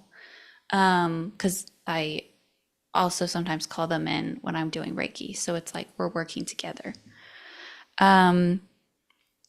In other sensory ways, when I'm in a meditative state, whether that's, and I would say this too, this came to mind when you were just saying to ground and get really, play around with like how you're sitting. Because sometimes I'll do meditation sitting, sometimes I'll do it laying down on the ground on my Reiki table. And it's kind of like you get different experiences in a way when you're playing with how your body is physically. So that would be a suggestion of mine when you're playing with meeting guides and needing to be fully relaxed and surrendered. Yeah. The other main sensory way that I feel guides and energies is around like this portion of my head. And it'll feel like the push and pull of when you have magnets, Mm. kind of when you have opposing magnets, and there's that sense of force. It's like my head is She's one good with magnet. the descriptions. Well, I've spent a lot of time thinking about this one. But yeah, it's like the my head space is one magnet, and then when something steps in or steps forward, it's like that kind of pulsing opposing force. Yeah. And so then over time, I think a lot of people, and I have personally become more sensitive to, okay, where in my space, where in my, this kind of portion of my head, just specifically for me, but where is that energy stepping in? And then that kind of also relates to who it is. Thankfully, over time for me, I have gotten names for a lot of the guides that I work with. So that also kind of helps with the association of how you're sensing information. But yeah, I think in a big way for me, it's where I feel them in this space and then where the information then comes from, like the thought feels directional. And then that can help me associate to kind of who and what I'm working with. Yeah. 100%. So, yeah, again, I hope everyone's paying attention. Like, pay attention to your experience because it can be very telling. And especially if you have something that's repetitive, it is an energy that you might be becoming familiar with. And so, the same, I will say this first, and this kind of falls in the intuition bucket, but and maybe one day we'll have a happy hour just about intuition. But I when I first started with even wanting to connect with guides or whatever this work is, uh, there was a perception that you had to be clairvoyant. So a lot of people come into this thinking you have to see, like physical eye, see something in order to have intuitive recognition. But what you'll find is in this realm, when people say they're seeing, they could be talking about any number of sensory. So some people will say, oh, what I see or what I'm picking up on or what I'm getting. They could be perceiving in a lot of different ways. They could be hearing something, feeling something, literally seeing something. And even the visual isn't always something external. Sometimes it's just the in your mind's eye. So I always give people this example, like if right now I told you to see an elephant in the room that you're in, if you really allow your mind to go like, oh, there's an elephant in front of me, you will perceive that. Okay, you can perceive the shape or what the elephant would seem like in your room, even if you don't see it clearly. There's something in you that can perceive the presence of, right? So that's what a lot of people mean when they say they see. And then even hearing, sometimes intuitively speaking, hearing is quite literal, like someone will hear something with their physical ears. Sometimes it's like if you say hello to yourself right now in your mind, just say hello, like that kind of hearing. But then there's also, I would say, with some of my perception, especially when I'm channeling, it seems more like telepathy for me. So it's not like I'm necessarily hearing something, it's just like I'm aware that information is just, there's this information and I just let it come out of my mouth, whatever the information is. Um, but so once I got over that, you don't have to see to perceive, then I allowed myself to get familiar with what was easier for me, which was just sensory. I could feel and sense stuff around. So I had to learn how to translate that. And then I also, uh, it depends, just like you said, it depends on the guide, it depends on the human I'm working with. Things come in all different ways. So don't get married to or attached to anything because really you have the capability to develop all of the ways to sense. All right, last round. I want to talk to you guys about the idea that guides or energies do, you believe in from what you've experienced. Are they only the ones that you've chosen, or are there ones that you can feel or kind of get a sense that they've been predetermined for you or have been with you always type of thing? Um, and how do you connect with them personally? Like if you say there's something specific going on in your life, do you look for a particular kind of guide? Do you look something up, or do you just work with the ones you're familiar with? I've looked them up sometimes, like Mm. I was talking about before with Durga or Kali, and just like start to connect that way, sort of doing some research, following my curiosity, Googling, like, uh, but then there are those that do feel like they've been with me for a very long time, and uh, then like, there have been times when I've had like a someone step in or an energy of love that did come in that felt very I didn't expect. I hadn't called in, and again sort of stepped in to give me a message of love. That sounds like, I don't know, when you say it, it sounds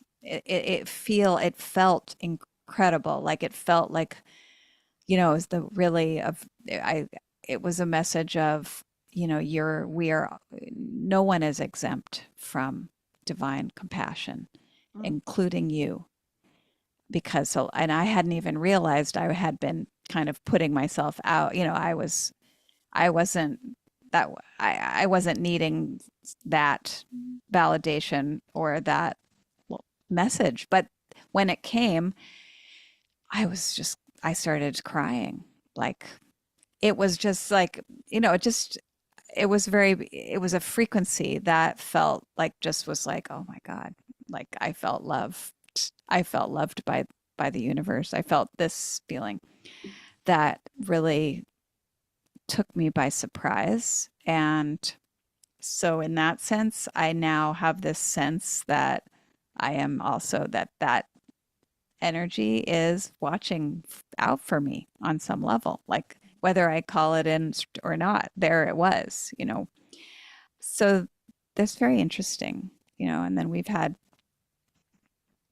times during Reiki retreat where, I feel the presence of other guides, also from like the ancient Egyptian pantheon, um, who I didn't know, and I could have these impressions of, and I'd have to go look it up, which is the god with the, with the face, like with the Yeah. bird face. I don't know, and then I'd be Yeah. like, oh my God, that's, and or, um, looking back on my life and realizing that Mother Isis or Mother Aset has been with me as well for a long time. And two, like I also, like, my first book report was on the Sphinx.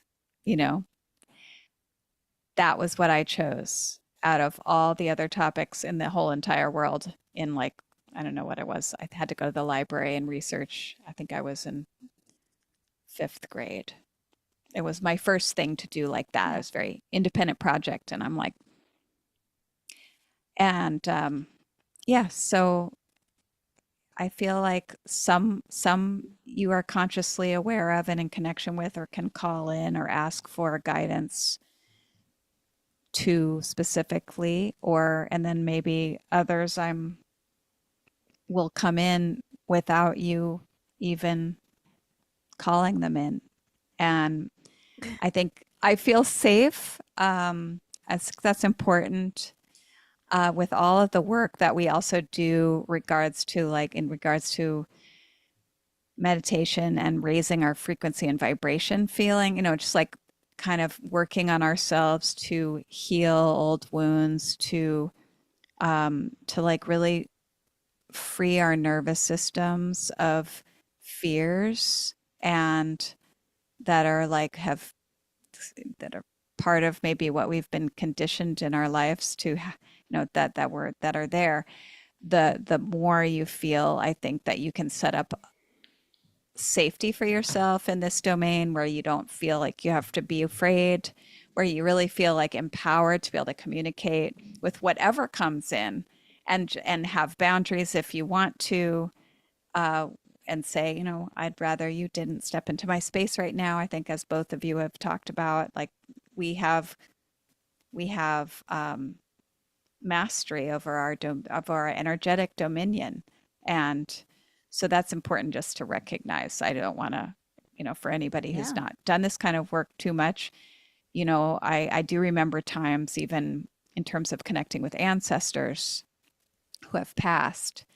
um, I remember feeling like I don't want to do that. I don't want to connect with that person. I don't, what if that person comes? Like, I don't know. But then after a lot of ancestral healing and like kind of making peace with lots of different things that have happened, or relationships that weren't so great in life, um, recognizing that there's nothing to fear with anything. Like, you have the power and the grace, to be able to determine what it is that you want from the experience and ask them to leave or to change the channel. You have that power. And yeah.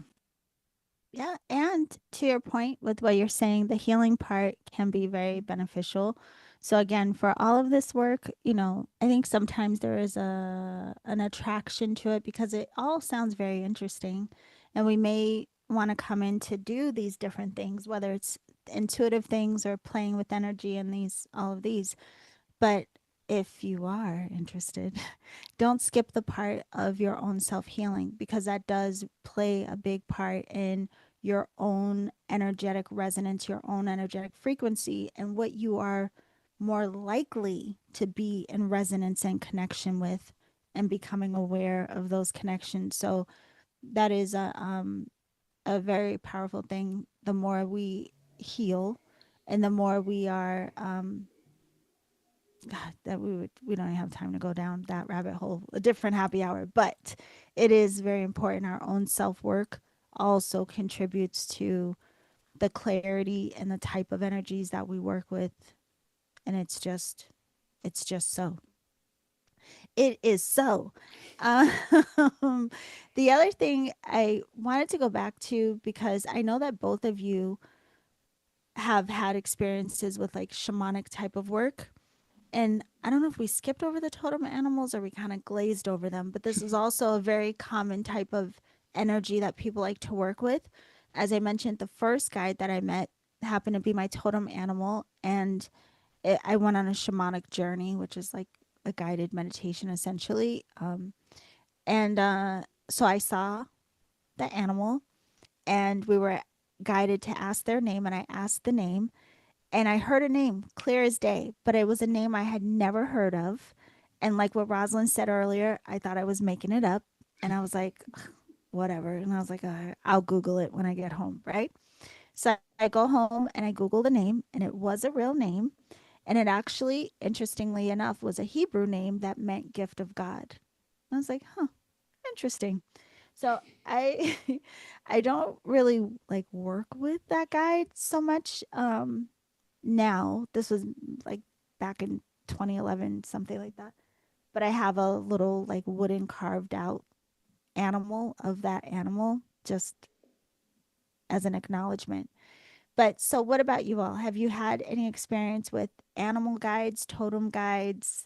What has that been like with you, for you? Yeah, I had a surprising guide come forward um, at our Reiki retreat. when we joined you in San Diego.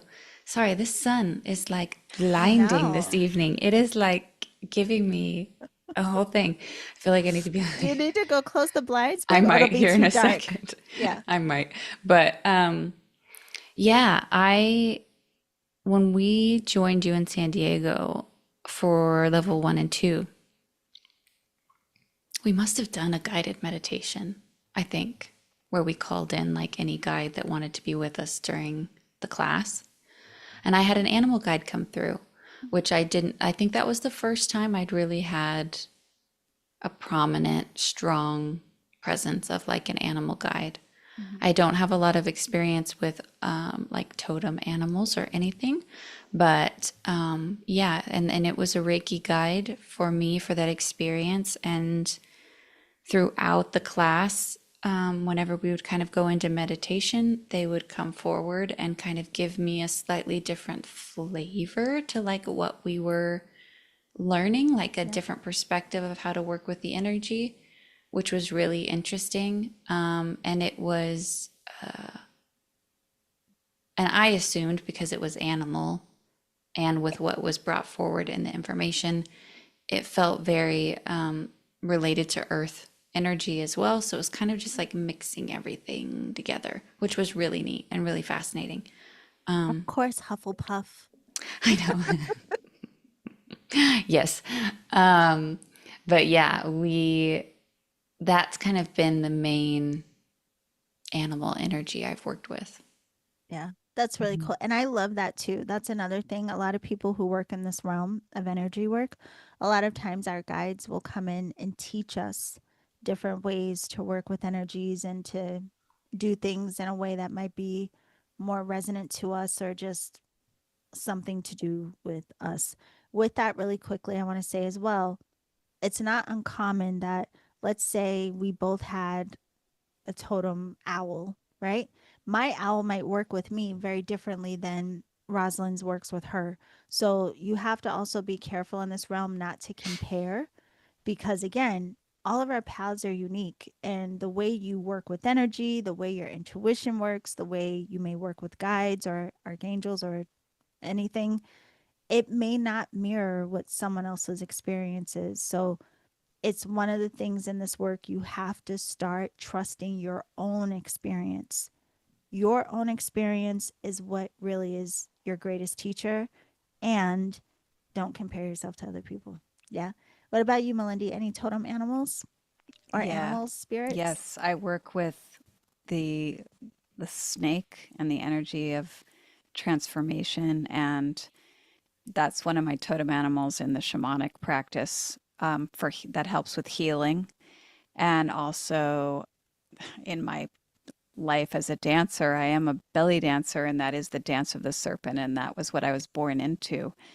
And I feel like that energy, is also very earth connected and is a huge part of what I do and how I move and what I believe about health and like death, rebirth, regeneration, sloughing off, as we were always, to be in movement, and that undulating kind of energy is really healing.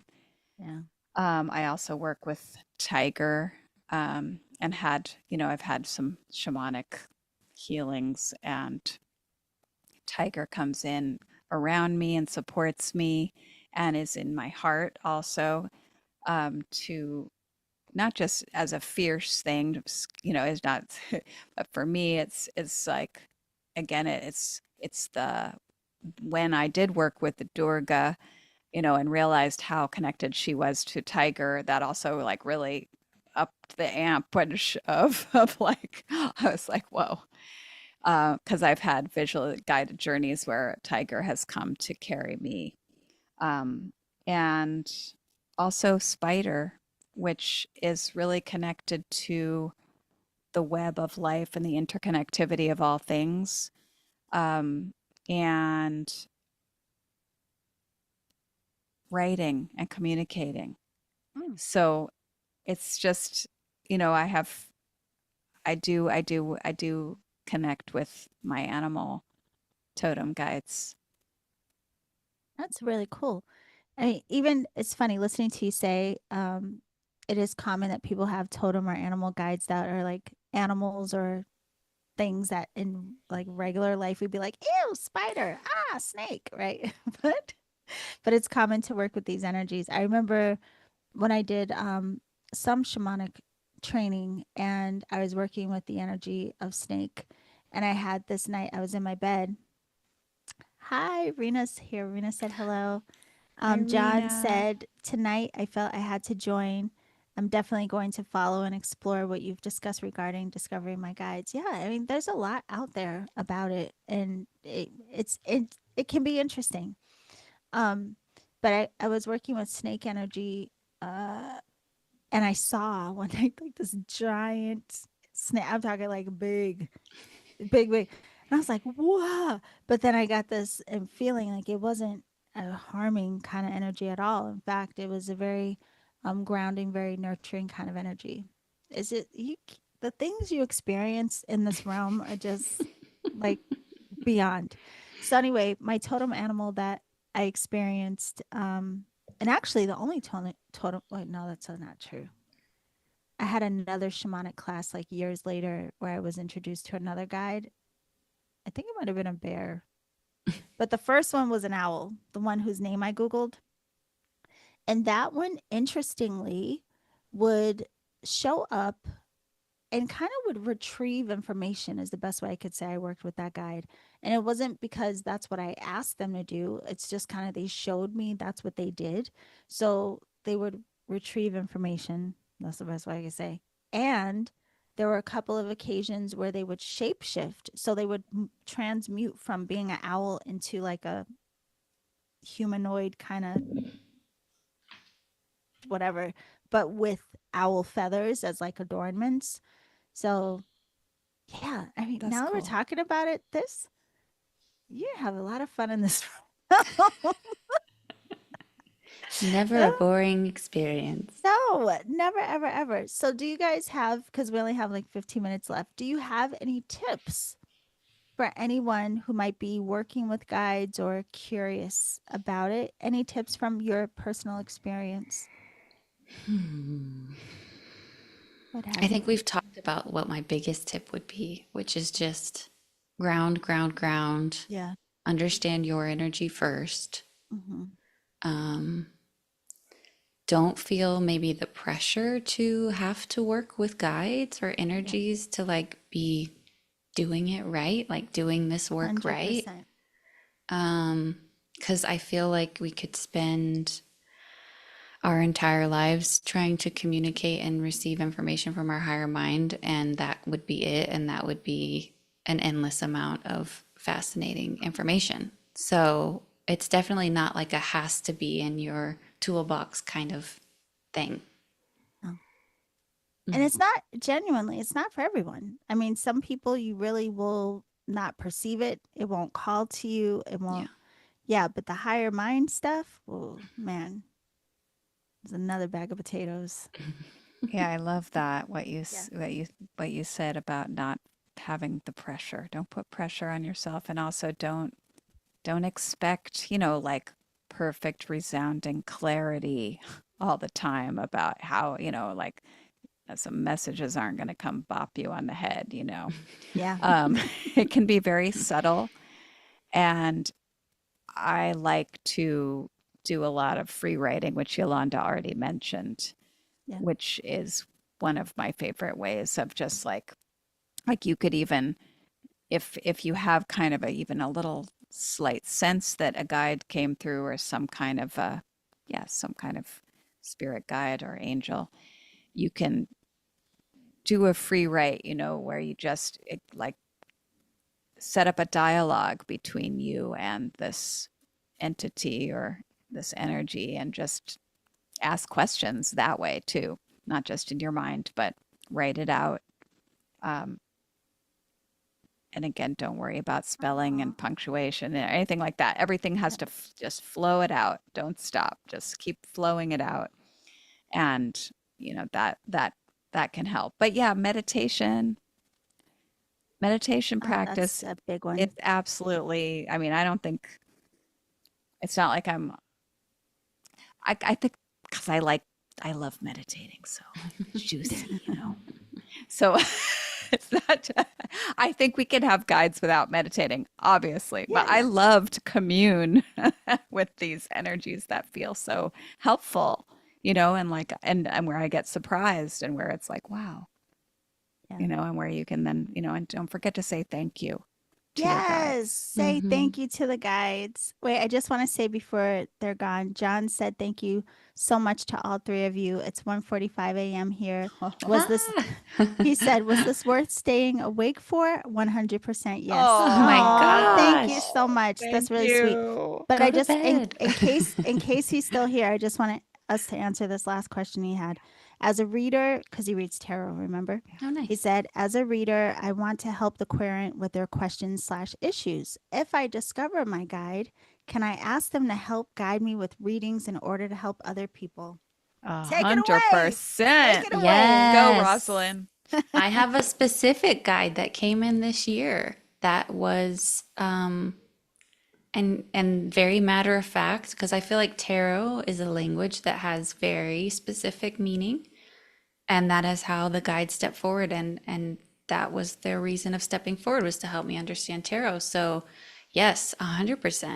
Mm-hmm. Call them in, have a meditation where you call in a tarot guide to help you in your readings. And Yeah. yeah, I've loved it. I mean, it's just it's given like confidence and deeper understanding with the cards. And I feel like you could probably call in a guide for any tool you use, really.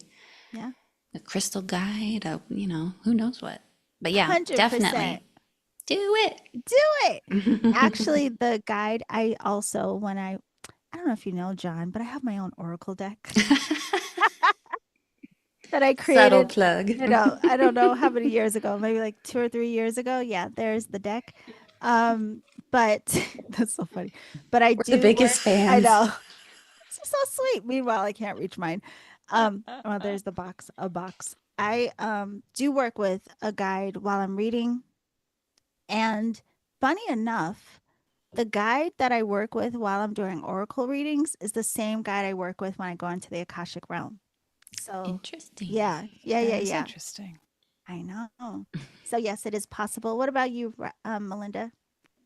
I also call in, I mean, I call in. I don't have a specific, like, I don't have a vision. I have an energy field that helps me with my readings. Yeah, But I do call in my tarot guide and before a reading and always thank them afterward. yeah, yeah. Yeah. I'm so glad you put to acknowledge our guides and say thank you. Rozzy and I are so rude. We're I just know you taken. think I know you think your guides. We Yeah. do. No, we really do. Serena said during her sound training, she had a guide step forward that is associated with music. Let That's me tell you really neat. something. That's That's the one cool. thing about this realm too. Like the possibilities are endless, like Mhm. ridiculous. John said I have a number of Rider Waite decks. Me too. Thoth deck. I have that one too. A deck for cartomancy, and I'm designing a cartomancy deck. How fun! Ooh. Listen, John, Keep you got us to keep me posted. Yeah. posted Report back. about your deck. John, you've And got a long list of I things that know you've got to do and let us know about. you got to report back so many things, but let me tell you, John, when you're done with that deck, tell me how exhausted you are. Because, honey, I had no idea it would be such a process. They said, I'm looking for an oracle deck that resonates with me. That's why we create our own deck, John. Yes, I know. That's why I did it. But let us know. Keep us posted with all the things. It can all be a lot of fun. So I want to thank you, ladies, my guides in form, for joining me for happy hour tonight. This was a lot of fun. I think we covered a lot about Yes. guides. Love this Yeah. topic. And Yeah. I think it was pretty, like, you know, practical, pretty good. I think we stayed in the line. We Now, didn't if get too far out there. you guys heard us in class, no, just kidding. But no, it's 100% true. Everything we shared is how we actually experience things. But I want to, before we go, I just want to check in with, can you let everyone know how to work with you, how to connect with you, what's going on, what's new? Rosie, take it. Yes. My you can find me under Two Wolves Wellness, Instagram and a website of mine. I do Reiki sessions, and I usually incorporate card readings into that. And other random little tools here and there. But yeah, everything you can find for me, probably easiest place is on my Instagram page, Two Wolves Wellness. So I'd love to work with folks. Yes. Oh, that's so good. So I will put, and you guys know this, those of you that have been here live, there's no show description right now, but if you give me like 30 minutes, come back and I'll have all the links to connect with the ladies and all of their beautiful work. So please do check back and get their ways to connect with them. John said he's going to look at my deck. Let me tell you something, John. As much as I appreciate that, let's just be honest, this is true. The people who have ordered my deck from the UK, two things. Right now with the mail system, I don't know how long it would take to get to you. But part two, their shipping costs more than the deck. Okay? Yeah. Crazy. I'm like, if I could figure out a way to get it over there for less, I'm working on it. But We need to I just go in the appreciate that thought. suitcase. Yeah. Yeah, If I but go to England, yes, we'll set up a shop over there. Melinda will drop off a Yeah. copy for you someday. Yeah. The harmonic spirit said, I only caught the end, but want to say thank you all. I will definitely watch the replay. Oh, well, we hope you enjoy it because Great. I really do think we had some fun. Whoever knows what the three of us, what's going to come out of our faces. So it was fun. Okay, Melindy, how can we find you? What's new? Let's see. You can find me at my She has a lot of handles. Her numerous pages. Okay, wait a minute. Do over. I'm calling in my clarity guides right now. Clarity guides. I have a circus arts and belly dance studio where also I have a Reiki healing space in as part of it called Speakeasy Reiki.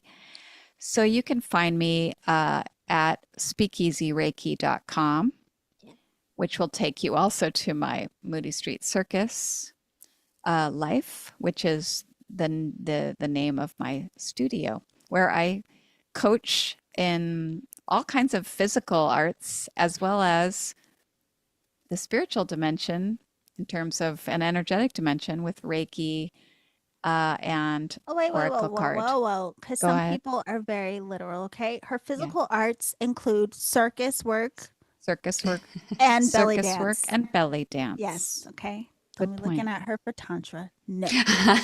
Oh, right.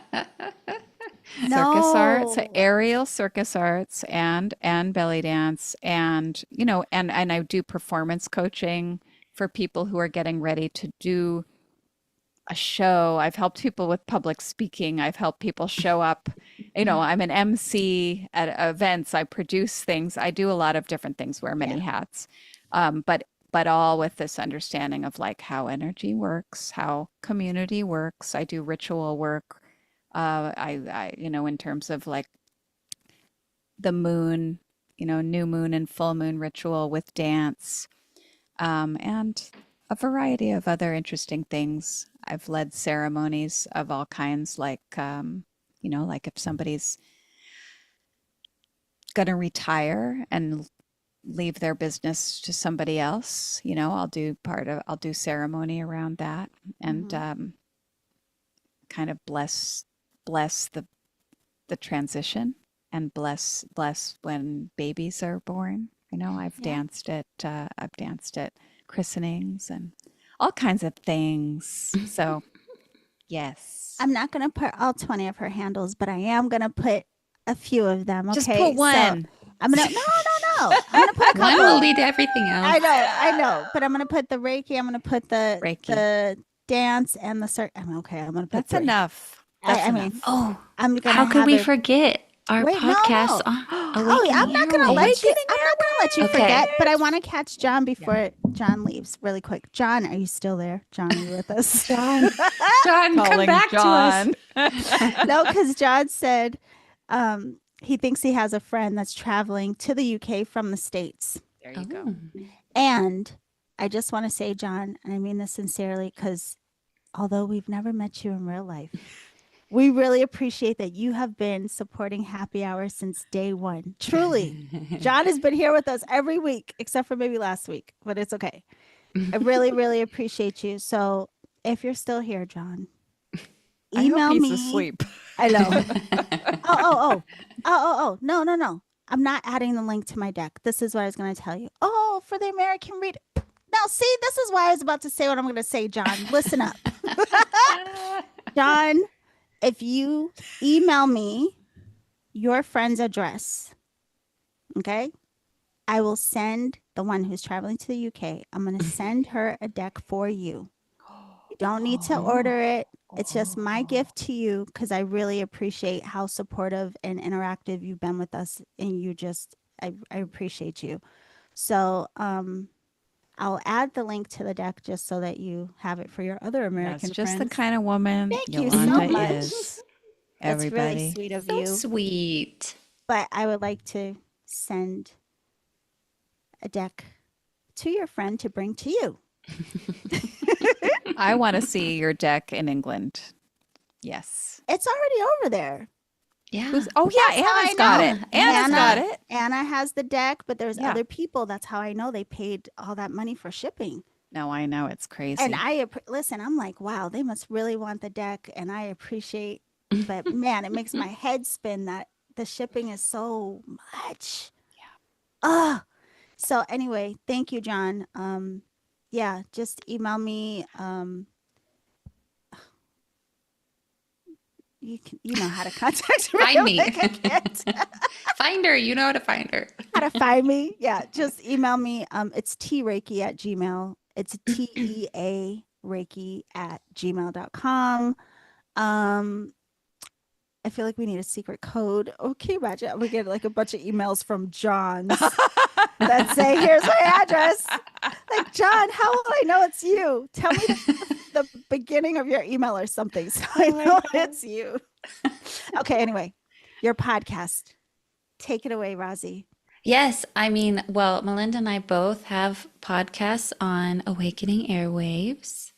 When do they air? Mine is Seek and Surrender with the lovely Kay as well. But when is it? When is it? The second Wednesday of Second every month. Wednesdays. And Tune mine is Mythic Mel on the third Wednesday of every month, in which I deal with the mythological dimension and creative imagination and learning about the different gods and goddesses, but from the sort of alchemical perspective, how they can actually be of practical use for your life and be your guides to help with lots of things. Oh, yes. And I'm going to put the links to their podcast, John, if you're still here. No, I just figured out a way I can know it's really John. John, on the very first happy hour you came to, because the chat doesn't show up in the replay, right? So nobody will know what was in the chat box, but I really know. good. Yes. Good. Wow. John, when you email me, I want you to include in the email so I know it's you.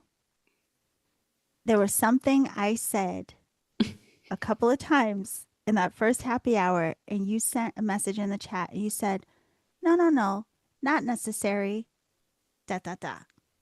Thumbs up if you remember what I'm talking about. Yeah? I'm not going to say it out loud. John, 'cause I this hope is- you have a great memory. This is my code to know that it's really you who emails me. Yeah? There was something I was saying, and you were like, that's not necessary. What was it, John?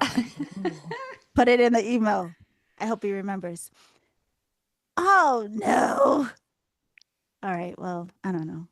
I'll just trust that it's you. I think I'm you'll honored. understand his energetic signature. Oh, I know. John, could you said you do readings? Yes. John, do you have a website that we can all check out? If you do, put it in the thing so we can check out your work too. Exactly. Oh, unfortunately, I don't. Oh, dang. Okay, okay. Ah. That's a sign. Dang. Listen, Rena, tell your little pumpkin thumbs up all the way. Thank you for giving us a thumbs up on the show. How cute is that? Can you That guys is see the chat? so cute. I No, don't have it pulled up. You're I'm really so glad missing you've out. been recounting. Go to it now. You guys are really missing out. It's fun over there. Okay, so the podcast that both of these ladies are part of, the platform is called Awakening Airwaves. You can go to Awakening Airwaves here on YouTube, just put in Awakening Airwaves, and you will see that there are new episodes every Wednesday and Friday. And throughout the month, there's 8 different shows with 8 different people hosting. So there's a lot of different content, a lot of different focus. You'll have a lot of fun. Be sure to follow them, please. And then, did you see what John said, Rossi? And then, um, I you feel can you, I John. have to also, go to the chat. I have got to find the chat. I have to just find us. and then Yes. you can also find Awakening Airwaves on your favorite podcast platform. So if you listen to Spotify, iTunes, whatever all the things are, iHeartRadio, Apple Podcast, put in Awakening Airwaves and you can listen to the ladies there. While you're there, you can also listen to my podcast, which is called Reiki Radio. Um, Coming up this Monday is an interview with one of my favorite teachers. His name is Franz. So check us out Monday. And there's some other interesting interviews coming up about astral travel and all kinds of interesting things. Yeah. Okay. So yes, I will understand when I receive your email. I trust it, John. Okay, I now I believe see it. it. Now I see it. I see it. This chat has been so fun to look. I just Yes. I looked and know. it's so great. Yes. I know. It is great. And we We have thank you been all missing so out. much. I know, seriously. Every week you guys miss out. I'm the only one who watches the chats. But thank you all so much. You can't imagine how fun you make our Friday night. So thank you for joining us for happy hour. Thank you, those of you across the pond at the crack of dawn. Thank you for Yeah. staying up with us. And we'll see you all next week. Thank you. Bye. Bye, everybody. Bye. Sweet dreams. Oh yes, sweet dreams. Oh, that part. Now I got to figure out how to get us out of YouTube.